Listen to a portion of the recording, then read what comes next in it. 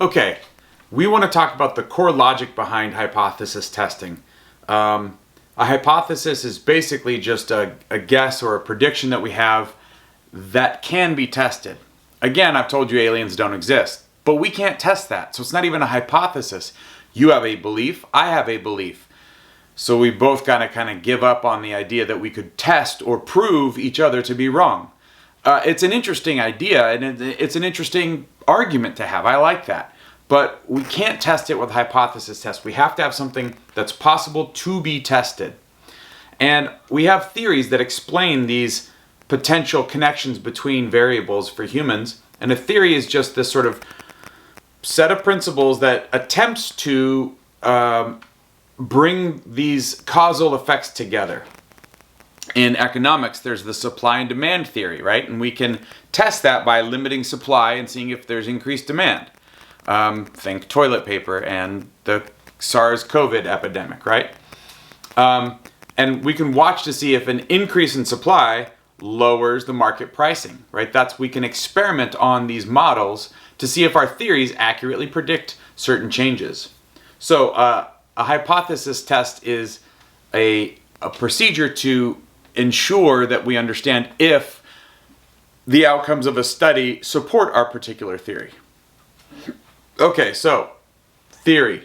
Let's say, like the book suggests, you give vitamins to a kid and they'll develop better, right?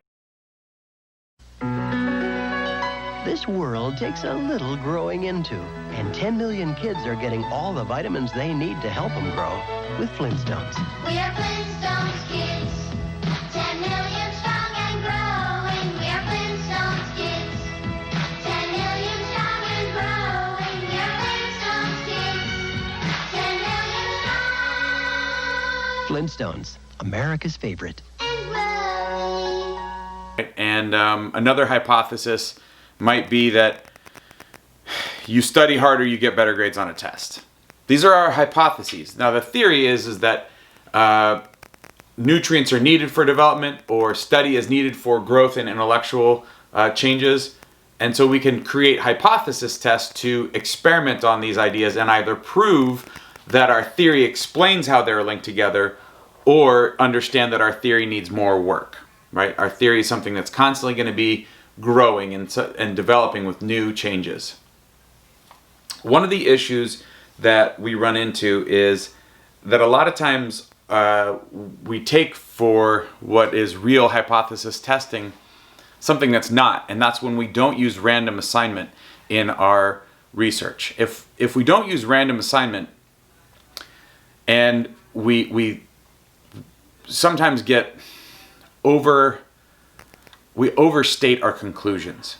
So random assignment means that to truly do an experiment,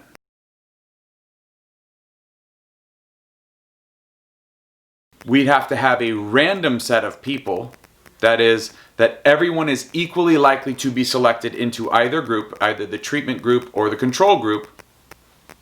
And in doing so, we could assure that both of these groups have similar characteristics to start with, and that we're only turning one knob.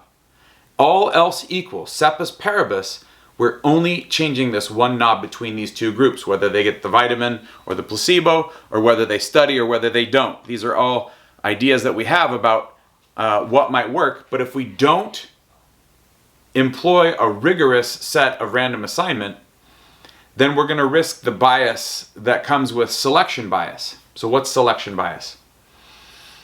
If I wanted to see if my two stats classes, the two of you, and we were going to test my style of teaching, right? One of you gets the videos, one of you just gets the PowerPoints and the book, you know. I would have to randomly assign who gets into which scenario, instead of just finding the class that I think is the most engaged and going, I'm going to give them the videos because I think that will help and I think they'll do better, right? I could have a selection bias if I promote one group over another. You would all have to be randomly assigned to these groups if we wanted to make an actual experiment using hypothesis testing and then using the laws of statistics that we understand in order to give us confidence in a claim that either these groups are different based on this one variable shift, or we can be confident that they are not. So, back to the book's idea about babies and walking. First of all, just from a developmental standpoint, walking early isn't a real advantage. So the book using it as some sort of this is all made up stuff. This is a made up thing. Sometimes the book has real science in it. This example is a made up one. Babies walk at a particular time in development because their brain is developing other processes. And if they foreclose on the walking ability early, it might mean that their brain isn't developing in other very substantially important ways. Walking is very important for humans, but it's not the most important. So walking early doesn't mean anything necessarily better. Also, there aren't... Anyway. So, let's say that we knew that only 2% of babies walked at 8 months. So only 2% of babies, very rare. So if we have that distribution again, we know that most babies are going to walk around, say, 12 months or something. But only 2%, right? 2 standard deviations less than the mean, let's say, would be the 8-month babies, that they walked super early. Okay? It's very unlikely because in a normal population, we're unlikely to find... We'll only find only 2% of babies walked at 8 months.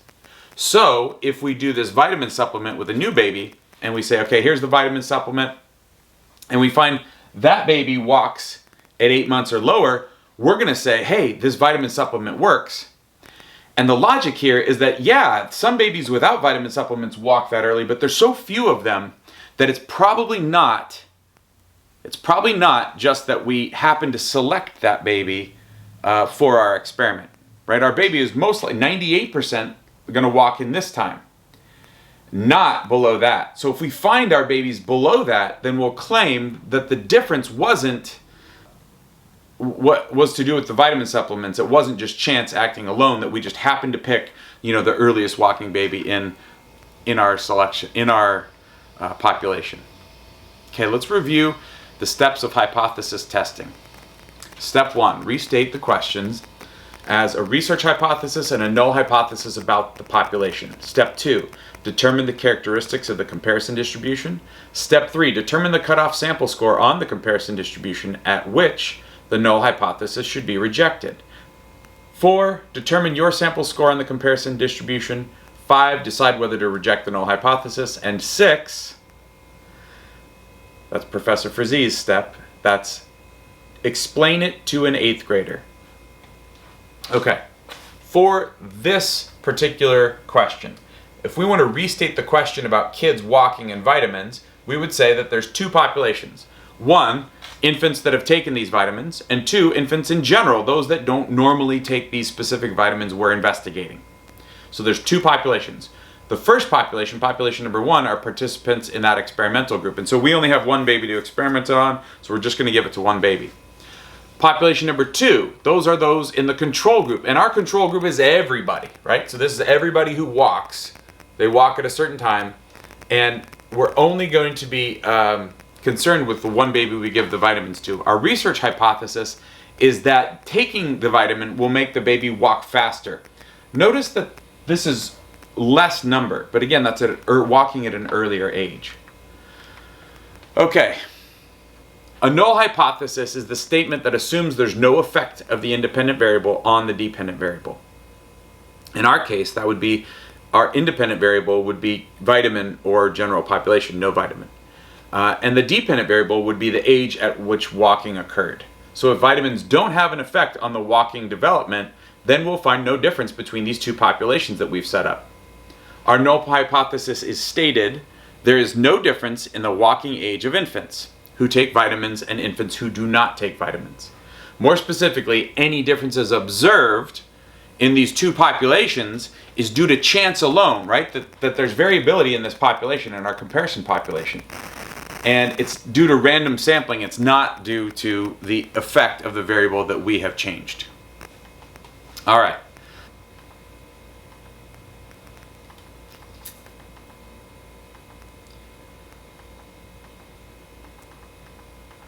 I think that's all I'm going to say about that one. That's all I have to say. Okay. Okay, there are two possibilities, right? There's the null hypothesis and the alternative hypothesis. We're going to look at them now. The null hypothesis, HO, is the idea that there's no difference between our variables. In the example that the book gives about vitamins, that vitamins do not make infants walk faster. Our research hypothesis, the HA, suggests that the vitamin is going to be the causal effect of infants moving or walking more quickly than they would normally. So we have these two oppositions. Now, there's an issue that people don't understand, and we always want to focus on the null hypothesis. Although the research hypothesis is fun, and that's the new idea that everybody wants to know about, hypothesis testing can only determine the probability of the HO. We can never determine the probability of the HA. We're going to assume it. Now, I know that that's assuming is obviously something that people are reluctant to do, but here's the idea. The HO, we can actually determine the probability that that's true, and the only other possibility is the HA, because this means that this is not true. So if this is not true, then this is true. Okay, so we can determine the probability of the HO, the null hypothesis. Let me give you an example. Let me say, upstairs in Jonah's bedroom, the lights are either on or they're off. Now, I'm not going to tell you if they're on. You're going to have to make that decision on your own. But I'll give you the probability they're off, and then you tell me whether you think they're on. I'm not going to tell you if they're on. I'm going to give you the probability they are off. The probability they are off is 0.05. Okay, probability means that the chance is another way of saying it, or the likelihood that they're off is that 5% of the time, if we went up and checked 100 times, 5 times they'd be off. 95 times they would not be off. So when I say the probability that they're off is 0.05, what do you think about the hypothesis, this research hypothesis you have that they're on? Now you know that there's a 95% chance that if you say they're on, that you'll be right. There's only a 5% chance that you're incorrect. I mean, we could go check. Let's go. Okay, here we go. Up the stairs. Checking to see if Jonah's room has the lights off. Nope. Sure enough, the light is on.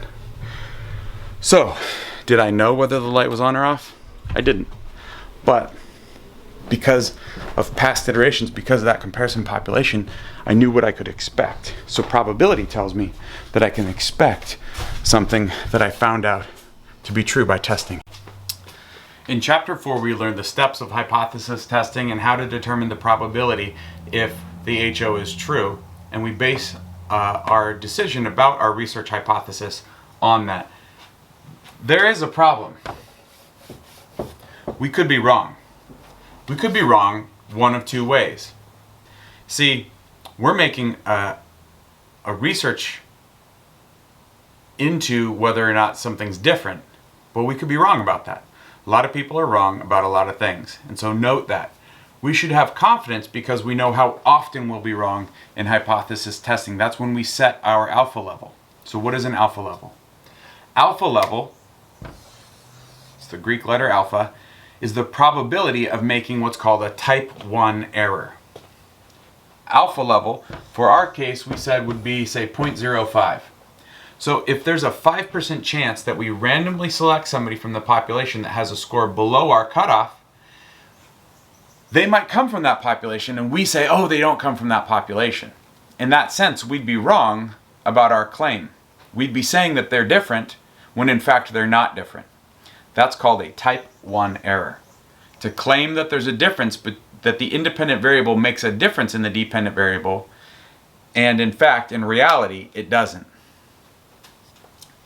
We set ours at 0.05, and that tends to be a standard by which people do it. There are other standards. People could set it to 0.01, which means 1 time in 100 you make a claim about this independent variable changing the dependent variable, you would be wrong. But that also means 99% of the time that you make that claim, you could have confidence that you're correct. Now, which one of the 100 times, you don't know. So you have to take into account your alpha level and own that and say, my alpha level is this. This is where I'm going to stake my claim, and I'm going to say that there is a difference because I found that the probability that I'm wrong is less than 1% of the time. That's a pretty good thing. If you knew that 99% of the things I told you were correct, you would really trust me. But what if I said you should do something drastic? Then you might want an alpha level that's more stringent. You might want me to be wrong about only 1 in 1,000 things that I say, rather than 1 in 100. Because when I say something and it makes you need to change the way that you behave, you really want to make sure that I'm correct. In social sciences, there's been the standard of 0.05. 0.05 has been a standard. Now we're reevaluating the use of hypothesis testing for psychological research, and there's been a sort of a come to Jesus moment in psychological sciences where we realized, look, 5% of the time we're wrong about our claim, but we don't know which 5% of the time. And basically the only published papers that get that type of probability, so we don't know if we've just done hundreds of experiments and we focused on 5 of them that had a difference, and really in reality there's no difference. And what we've done is we've sort of selected, we've gone through and selected only the ones that found statistical significance, and we've ignored the fact that this just occurs 5% of the time in hypothesis testing. This has been our standard, and so we're claiming that we found differences when in reality 5% of the time we think it's a difference and there's not one. So psychological sciences have had to go back and redo a lot of their previous research so that we know that we have reliable results. Instead, if you only publish the ones that find this, at least 5% of those are gonna be incorrect, even if they were the only ones that were done. If all you do is publish what we call statistically significant results, 5% of those are gonna be incorrect. So now we have to go back and find out which ones are incorrect so that we can have a foundational theories that we can trust and have reliability with. The way in which we know that they're reliable is that we've done them again. We've done the same experiments again, the same methodology, the same statistics, and we got the same results. That makes it less and less likely that what we found here is a type 1 error. We want to avoid a type 1 error, and I'll tell you a story about why in a second. Okay. Blaise Pascal was a French mathematician, and he was a brilliant guy who figured out some gambling problems for his friends, which made him very wealthy. So here's the story about hypothesis testing and probabilities, and about the unknown, and about a reality you can't know, and how you should make decisions based on realities you don't know, and what type of errors to avoid. Seems like a lot from the story, so let me tell you the story. Pascal is this playboy out on the town, going to all these casinos because he figured out a gambling problem. So he became famous, and he's rich mathematician. He's going around making a bunch of money, cheating people out of their money in gambling games because he's super smart at math. And back in the day, you traveled with all your money because there wasn't a bank, to take the sort of illicit winning that you would get from a gambling game.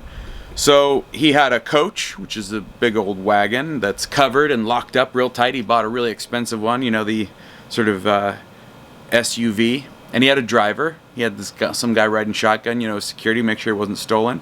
And he was driven by a team of horses. This is a long time ago, before cars. So driven by a team of horses. Well, one of these horses got spooked. And if you know anything about a team of horses, if one horse gets spooked, then they all get spooked. And they're all hooked up to the harnesses to pull this coach. And they start flying. And he's locked inside. He can't get out because, he's locked in with all his money, and the guy riding shotgun's got the keys, and the coach driver's up there. And so he sees the shotgun driver jump off because they're flying. And then he figures, maybe they'll just wait till these horses sort of slow down and Then he sees the driver, boom, jump off the other side. He's locked in, he can't get out. Trying to save all of his money for himself, all of his selfish, ill-gotten gains, so he can go gamble and drink and whore around all of the French countryside like the true Renaissance man he was. Well, what he saw next kind of scared him. He saw that these horses who were stampeding, they were headed to a cliff. He could see the cliff. It was coming up soon. It was coming up so soon that he got terrified and scared. And he did what anybody does in a foxhole. He claims, "God, help me! Help me, God!" And he said, if you save me, God, I'll stop doing all this gambling and drinking and whoring around the French countryside, and I'll be a pious man, devote my life to helping people. I'm sure that the conversation between him and God happened really quickly.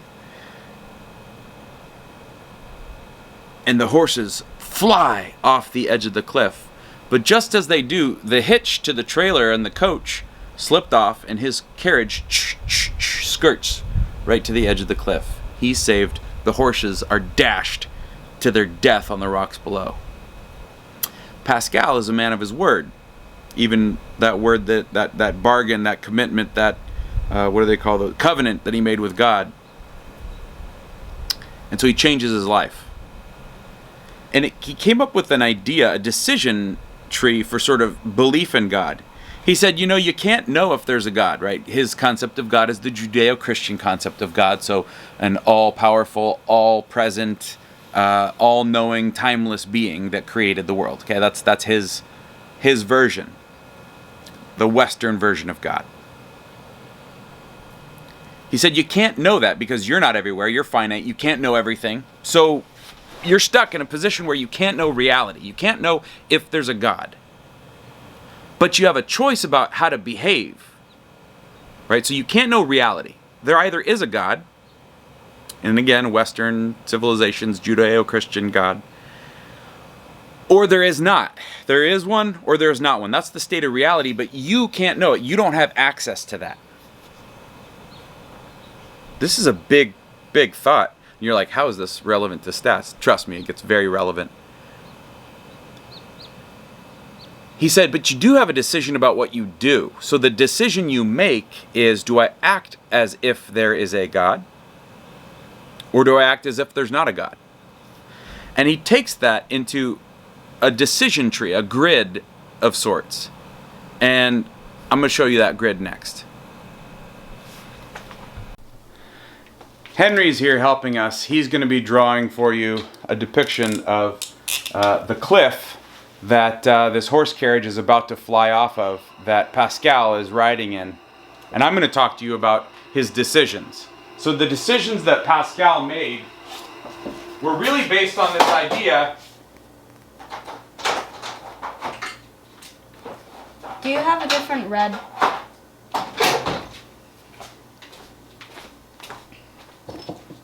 I don't know if I have a good red. Okay, I'll Here's just some use other this ones. brown. That red doesn't work? Not really, no. All right. Here's some other colors if you need them, okay? Okay. So again, Pascal says you can't know if God exists, right? That's the state of reality. So here's reality.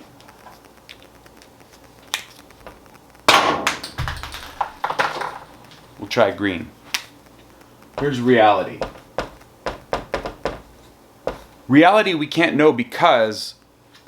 Here, I'll get you up closer. There you go. Reality we can't know because we're not infinite minds. We're not everywhere in the world. But there either is a God, God is, or God is not. So there's our reality. That's the crux of his issue. We have to make a decision, however. And our decision is how we're going to act, right? There's these two possibilities in reality, but our decision to act is going to be act as if God is, or act as if, act as if, right? We say act as if because it's a belief statement. We don't know if it's real or not. Or act as if God is not. So what are the possibility of the outcomes here? We can only choose one of these two. We can choose to act as if God is, even though we don't know the reality of if God is or not. Again, Judeo-Christian version of God. In this version of God, if you act as if God is, and God is, you get, I'm going to put some, get some fun stuff here. You get eternal reward, right? This is life, everlasting life, right? If this is real and you act as if this is real, then you get everlasting life. Well, we can debate the theology of the Christian ideals of salvation and you doing something or your decision. That's for philosophy or theology class. But I want to point you back to Pascal's idea. You only have two choices. But then there's also two outcomes possible. If you act as if God is, and God is, you've made the correct decision and you get eternal reward. That's great. But what if you act as if God is and God is not? What do you lose in that sense? And he was realist about it, and he said you lose temporarily. Temporary loss. It's real. That's a loss. You don't want that to happen. But it's a temporary loss. It's not an eternal loss because your life is finite. I hate to break it to you, but none of us get out of this alive. Not Pascal, although he didn't die in the carriage. The horses died, but he didn't die. He's dead now. So if he was wrong about this, the wager he made with God, and he said, "Okay, God, I'm gonna if you save me, I'll act as if you are." Hopefully he gets this eternal reward. That's not his motivation for saying why people should believe in God. In fact, his motivation comes from this potential reality. When you act as if God is not, what are the options? Well, if you act as if God is not, again, trying to put you in his mindset for how to make decisions, he's thinking about a punitive Old Testament wrathful God. If you act as if he's not, then you're not with us, you're against us. So you're going to get, if God is and you act as though he isn't, you get eternal damnation.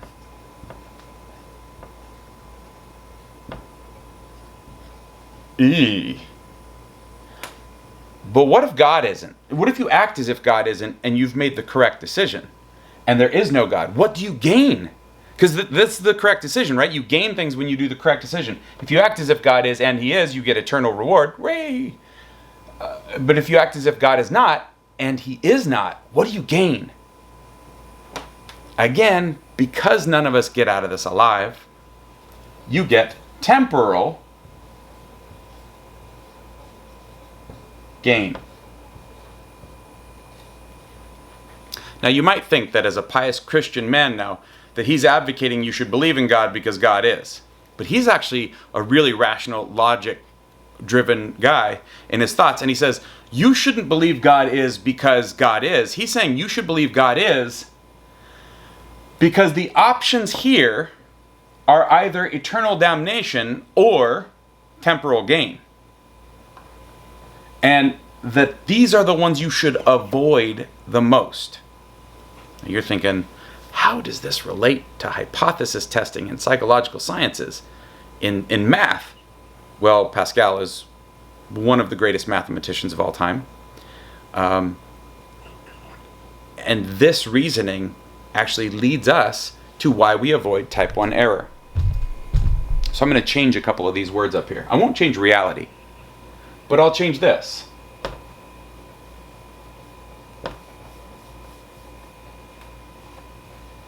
All right, I couldn't really see that well, so I'll have to help myself out here. This pink one is a rough one. Remind me not to use the pink one again, Henry. It's hard to erase. Okay, so I'll try blue out this time. See how blue works. We still have reality. We still don't know reality. But for our research hypothesis, either our HO is true or the HO is false. Now our HO is again the null hypothesis. So either there's no difference. What's that? The dude in the carriage? Yeah, Pascal's in the carriage. The driver's gone. There's nobody driving it. Oh. Just the guy in the carriage. Let's see, Henry's. Beautiful artwork, son. Okay, back to how Pascal's wager with God about saving his life and acting piously and why you should believe in God rather than not believe in God. We get to hypothesis testing because look, we don't know if whatever we change, whatever our idea, our research hypothesis is true or not. But in reality, either we're wrong or we're right. We make a decision, and that decision, here's our decision, is to either reject HO or fail to reject HO. So we're making decisions based on the null hypothesis. Again, if we do our experiment and we find a low probability that the HO is true, we're going to reject it because we have a low chance of being wrong. If there's a high probability the HO is true, then we're going to fail to reject it. That marker, we've said, has sort of a standard of 0.05, but it could be multiple things. Oh, Henry's drawn even the missing carriage driver. Thanks, buddy. Excellent work. All right, you don't want to stay for the lecture about hypothesis testing, son?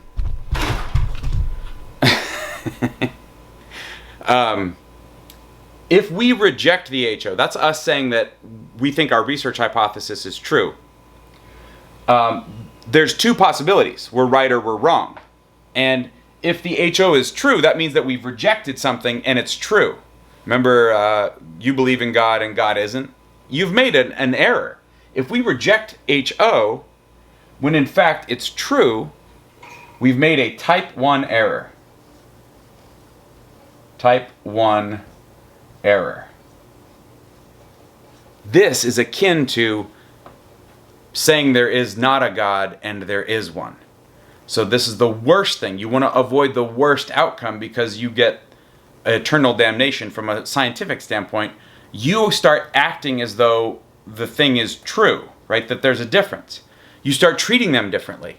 And even though they're not truly different in reality, we act as if they're different, and we have eternally skewed truth. We've scientifically screwed up. You want to avoid this as much as is possible. So, research focuses on alpha, which is the probability of making a type 1 error. We want to avoid that, so that's why we set our alpha level so low at 0.05. We don't just say if we get to like 20% chance that we're wrong, we go, hey, there's an 80% chance I'm right, so let's go with that idea. Because of the eternal consequence of if I say that these things are, if I say you should give your kid vitamins for development, and I'm wrong, what about the consequences? There's no benefit and you get the consequences? This is terrible. So we want to avoid type 1 errors. Now, if we reject the HO, and in fact the HO is false, we've rejected the thing that's wrong. That's good. We've made a correct decision. Correct decision. In making a correct decision, we don't know that. Remember, we can't know reality. Sorry, there you go. You can't know reality. We're not the all omniscient, omnipresent beings that know real reality. We know our approximation of it, our subjective approximation of it. And sometimes, if we do a good job with research, we'll find that our decisions are correct and we can rely on them, and that's great, and science moves us forward, human thriving, self-actualization, everything gets better, yay! We love science. But we want to really avoid these type 1 errors. There's another way we could be wrong. just as much as we could be wrong about rejecting HO, we could fail to reject the HO. We might do our research and we give the vitamin to the kid, and the kid doesn't walk fast enough, and so we fail to reject the null hypothesis. Failing to reject the null hypothesis basically says this thing I thought was different is not different. Rejecting the null hypothesis says this thing I thought was different is different. Our decision is to say this is a difference. Our decision to fail to reject is to say there is no difference. The book uses the term inconclusive, and we've already discussed how that's a horrible misuse of the English language, and it doesn't actually say what we mean.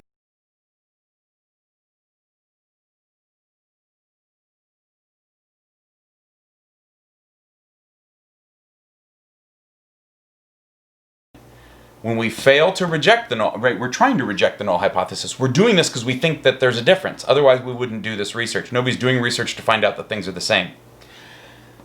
That's not totally true, but just go with it for now.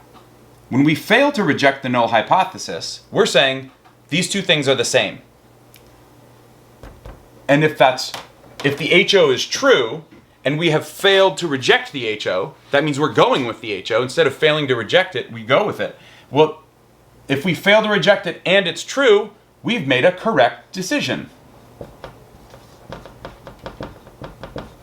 That's great, because then we have some confidence that, hey, while we looked at it, these two groups are not different, right? Or giving vitamins to kids does not make them work earlier. Or this particular drug does not work for the cure for COVID-19.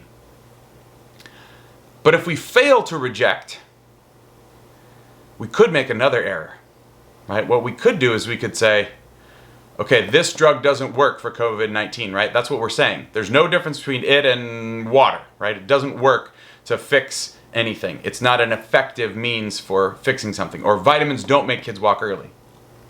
But in reality, that thing does work. They are different. Those two groups are different. We would make an error, and that's called a type 2 error. Type 2 error. Now, a type 2 error is bad, and the probability of making it's called beta. So there's alpha and beta. It used to be a supermarket when I was growing up. Type 2 is not, it's bad. You've made an error, but it's not as bad as type 1. Why? Well, in this sense, we started with the HO. We started not knowing that things were different, and we didn't say that they were different. Yet they are. Here, we didn't know if things were different, and we said they were different, and they were not. So now we're acting as though they are different when they're not. We're acting upon faulty information. Here, we're acting as the same as we always were. Which means we have a chance for redemption. We have a chance to do another study and find out, hey, we made an error here in our decision, and that type 2 error, we can correct it and say, oh, look, there really is a difference, that the HO is false, and there is a difference between these things. So that is how Pascal and his sort of life-altering mind change, given his harrowing experience almost falling off a cliff, his deal with God, his wager he made, led him to think about, we should avoid the worst possible outcomes, and that should be our focus. So when we do our testing, we're going to be setting alpha levels of where we want to ensure we don't make a type 1 error at too high of a rate. Now, beta, we can calculate beta, and beta is an important thing to think about, especially when we get to sample size. Next chapter, in chapter 5. But the focus in hypothesis testing is on avoiding type 1 error, and that's because Pascal helped us realize we need to really avoid the worst outcome. If we just keep on this trail, keep on this trail, keep on this trail, and avoid the worst outcome, we're going to be better off if we're looking for that bad outcome. If we're always looking for these things, we get caught up in a lot of the problems that researchers get caught up in, and we make poor decisions if we're trying to just get that correct decision rather than focus on making sure that we don't say something's different when in fact it is not. And then people base their decisions on what to do with their lives, their kids, their families, their incomes, their health, We want to avoid saying there's a difference when there's not. That's a type 1 error. Hope this helped.